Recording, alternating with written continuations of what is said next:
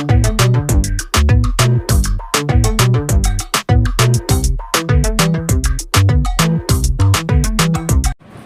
Hello friends, welcome back to my YouTube channel CNC Guru Mahendra Verma. और मैं महेंद्र वर्मा आज फिर आपके लिए एक बहुत ही बेहतरीन वीडियो लेके आया हूँ। तो जल्दी से चैनल को सब्सक्राइब करें, बेल आइकन को प्रेस करें और मेरे सोशल मीडिया नेटवर्क को ज्वाइन करें, जिसका लिंक मैंने डिस्क्रिप्शन में दिया हुआ है। तो दोस्तों, आज का वीडियो बहुत ही इंपॉर्टेंट है।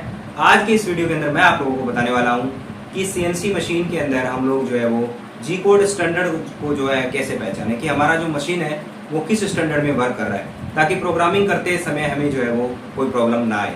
तो ये वीडियो आपके लिए बहुत ही इंपॉर्टेंट है। इस वीडियो के बिना आप लोग जो है वो सीएनसी प्रोग्रामर नहीं बन सकते। तो ये वीडियो आपको देखना बहुत जरूरी है। वीडियो को लास्ट तक देखना है और वीडियो को शेयर करना है। तो दोस्तों, चलिए आज की इस वीडियो की शुरुआत करते हैं। तो दोस्तों, आज मैं आप लोगों को बताने वाला हूँ जी कोड सिस्टम। तो जी कोड सिस्टम क्या होता है दोस्तों, कि हमारा जो मशीन है, हमारी जो मशीन है वो किस जी कोड सिस्टम के अंदर वर्क कर रही है। कई बार क्या होता है कि जैसे हमारा जो मशीन होता है, फानो कंट्रोल की जो मशीन है, सेम मशीन जो है वो आपका सेम कंट्रोल जो है, एक मशीन आपका G50 में मैक्सिमम स्पिंडल आरपीएम को रीड कर रहा है और दूसरा जो मशीन है वो G92 के अंदर मैक्सिमम स्पिंडल आरपीएम को रीड कर रहा है। तो इसमें दोनों में कई बार क्या करते हैं कि सीएनसी जो प्रोग्राम बनाने वाला होता है या फिर ऑपरेटर या फिर सेटर को कंफ्यूज होता है कि ये मशीन तो G92 रीड कर रही है, ये G50 रीड कर रही है, ऐसा क्यों होता है। तो ये G50 G92 ऐसा इसलिए होता है कि ये जी कोड स्टैंडर्ड होता है कि आपका जो मशीन है वो जो है वो कौन से जी कोड स्टैंडर्ड में वर्क कर रहा है। तो ये स्टैंडर्ड कहाँ पे होता है, कहाँ आप देख सकते हो, तो इसके लिए आपको बता रहा हूँ। तो पैरामीटर में आपको कहाँ पर देखना है, कितना पैरामीटर नंबर यूज करना है। तो सबसे पहले हम लोग क्या करेंगे, एमडीआई मोड को सिलेक्ट करेंगे। हमने क्या करना है, अगर हमें जी कोड सिस्टम देखना है कि हमारी मशीन कौन सी सिस्टम के अंदर वर्क कर रही है, तो सबसे पहले हमें select MDI mode, MDI mode को सिलेक्ट करना है, मैनुअल डेटा इनपुट को। उसके बाद में दोस्तों आपको क्या करना है, प्रेस सिस्टम फंक्शन की। जैसे ही आप एमडीआई मोड में जाओगे, आपको सिस्टम फंक्शन की को, मशीन के अंदर सिस्टम का एक बटन होता है, उसको क्या करना, आपने प्रेस करना है और उसके अंदर आपको टाइप करना है 3401। 3401 आपने क्या करना है, टाइप करना है। और आपको ये टाइप करना है, न्यूमेरिकल जो हमारी कीज होती है उनको यूज करके आपने करना है। और उसके बाद में इसको क्या कर देना है, इसको सर्च करना है। 3401 को जैसे ही आप सर्च करोगे तो आपको जो है वो मिलेगा, यहाँ पर इस प्रकार से एक सिस्टम मिलेगा। ठीक है, इस प्रकार से मिल सकता है। अब ये जीएसपी, जीएससी, एफसीडी, ये क्या है ये बताता हूं आपको। अगर आपका मशीन जिस जी कोड स्टैंडर्ड के अंदर काम कर रहा होगा, वहां पर आपको क्या दिखाएगा, जैसे मान लो 3 जी कोड स्टैंडर्ड होते हैं आपको, जीएसए, जीएसबी और जीएससी। तो जो जी कोड स्टैंडर्ड आपका काम कर रहा होगा वो आपको इस लिस्ट के अंदर जो है वो शो नहीं होगा। ठीक है, और जीरो का मतलब यहाँ पर क्या है, नोट। इसको मेंटेनेंस की भाषा में इसको जीरो को नोट कहते हैं और 1 को क्या कहते हैं, इनपुट। तो ये जो पैरामीटर होते हैं, ये मेंटेनेंस डिपार्टमेंट जो है वो चेंज करवा सकते हैं हम लोग, पैरामीटर को मेंटेनेंस के द्वारा ही चेंज होते हैं। तो जीरो जहाँ पे होगा, इसका मतलब है वहां पे वो सिस्टम नहीं चल रहा, 1 वहां पे होगा, वो सिस्टम आपका चल रहा है। यहाँ पर देखो आप जीएसबी, जीएससी दिखाई दे रहा है, इसका मतलब आपका मशीन जो है वो जीएसए में शो हो रहा है। तो कोड जो है वो चेंज कैसे हो जाते हैं, एज पर जो है वो आपका जी कोड सिस्टम जैसे आपका चेंज होता है, तो कोड कैसे चेंज होते हैं और कोड का मतलब क्या होता है। जैसे मान लो एक, सबसे पहले तो अगर मैं बात करूं तो जीएसए सिस्टम, जीएसबी और जीएससी में जो कोड होते हैं उनका मतलब क्या क्या होता है। देखो, सबसे पहले जीएसए के अंदर अगर हम लोग G20 का कोड यूज कर रहे हैं तो G20 का यूज का मतलब होता है इंच डाटा इनपुट। अगर आपने G20 का कोड अगर जीएसए में लगाया तो रीड करेगा इंच डाटा इनपुट, सेम इसी कोड को जीएसबी भी रीड करेगा। ठीक है, इंच डाटा इनपुट के अंदर। लेकिन इंच डाटा इनपुट के लिए अगर किसी मशीन में जीएससी सिस्टम चल रहा है तो वो G70 को रीड करेगा। ये चीज आपको समझ में आनी चाहिए। और अब बात करेंगे थ्रेड के लिए। तो थ्रेड काटना है अगर हमें, तो जीएसए के अंदर हम लोग जो है वो G32 कोड का यूज करते हैं। ठीक है, और जीएसबी के अंदर G33 कोड चलेगा और जीएससी के अंदर हमारा जो है वो G33 कोड चलेगा। तो इस चेंज को आपने समझना है। अगर आपका मशीन G32 रीड नहीं कर रहा है तो G33 लगा लीजिएगा।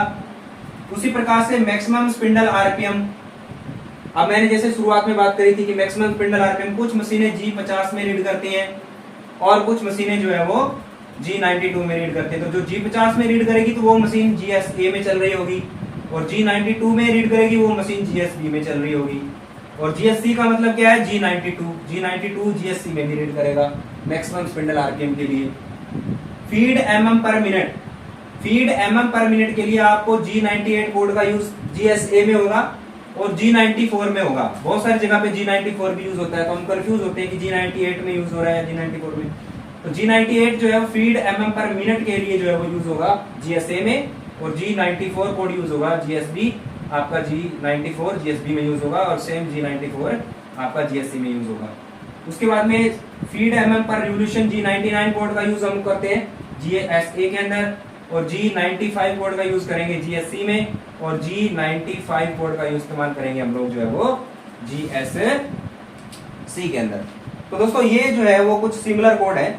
उसके बाद में अगर मैं साइकिल प्रोग्राम की बात करूं तो कुछ साइकिल प्रोग्राम जो होते हैं, साइकिल प्रोग्राम जो है वो भी हमारे जो है वो यूज होते हैं। साइकिल प्रोग्राम कैसे, कौन कौन से कोड यूज होते हैं, तो मैं ऊपर से मिटा रहा हूं एक बार।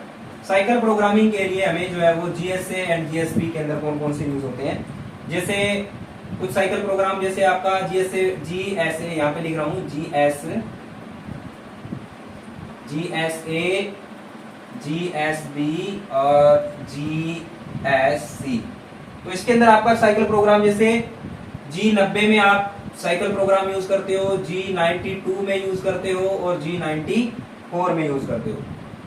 तो G94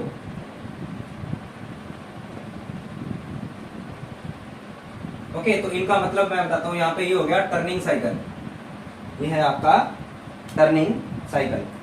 तो टर्निंग साइकिल कैसे यूज होता है, ये टर्निंग साइकिल, ये थ्रेडिंग साइकिल, और उसके बाद में G94 ये फेसिंग साइकिल हो गया। तो ये फेसिंग साइकिल आपका threading, turning cycle G90, threading cycle G92, facing cycle G94। तो ये आपका G94 कोड हो गया। तो इसके अंदर आपका अगर GSA में है तो G90 में टर्निंग साइकिल रीड करेगा, G92 में थ्रेडिंग साइकिल रीड करेगा और G94 में आपका फेसिंग साइकिल को रीड करेगा। लेकिन अगर GSB में है तो यहां पर चेंज हो जाएगा, ये होगा आपका G77 के अंदर थ्रेडिंग टर्निंग साइकिल, और थ्रेडिंग साइकिल होगा G78 के अंदर, और फेसिंग साइकिल यूज होगा G79 के अंदर। ठीक है, तो किसी की मशीन अगर G90 को रीड नहीं करे तो GSB सिस्टम चल रहा है, इसका मतलब है। तो 77 लगा के देख लेना, G92 की जगह ये लगाना और ये लगाना, तो आपका मशीन जो है वो चलेगा। उसके बाद में यहाँ पर जो है वो GSC के अंदर क्या होता है कि G20 का यूज भी होता है, ठीक है, और G21 और G24 कोड का यूज भी होता है। तो ये भी आपको ध्यान रखना है। फिर GSC में चल रहा है, तो GSC में बहुत रेयर मशीनें मैंने देखी हैं, ज्यादातर तो या तो GSA में चलेगी या फिर GSB में चलेगी।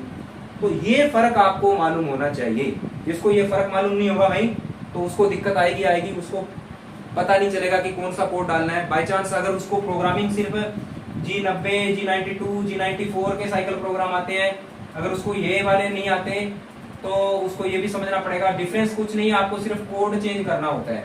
ठीक है, कोड चेंज करोगे तो आपका जो है वो GSB सिस्टम चालू हो जाएगा, ये कोड चेंज करोगे GSC शुरू हो जाएगा। इसमें आपके जो G कोड यूज होते हैं, ठीक है, कोई G20 यूज हो रहा है आपका, ठीक है, तो G20 इधर GSB में भी होगा, GSC में 70 हो जाएगा, 32, 33 इस प्रकार से 50 बार में। तो आपको जो है वो क्या होगा कि आपको कोड मालूम होना चाहिए, कौन से कोड में, जैसे थ्रेड एक G32 में भी कटता है, G33 में भी कटता है, तो दोनों फॉर्मेट मालूम होना चाहिए।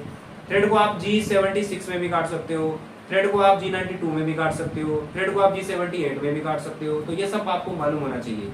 तो दोस्तों ये था आपका G कोड सिस्टम। तो G कोड सिस्टम के बारे में आपको आई होप जान गए होंगे आप, और वीडियो अगर आपको पसंद आए तो वीडियो को शेयर करो और वीडियो को लाइक करो। तो दोस्तों बहुत बहुत धन्यवाद, नमस्कार।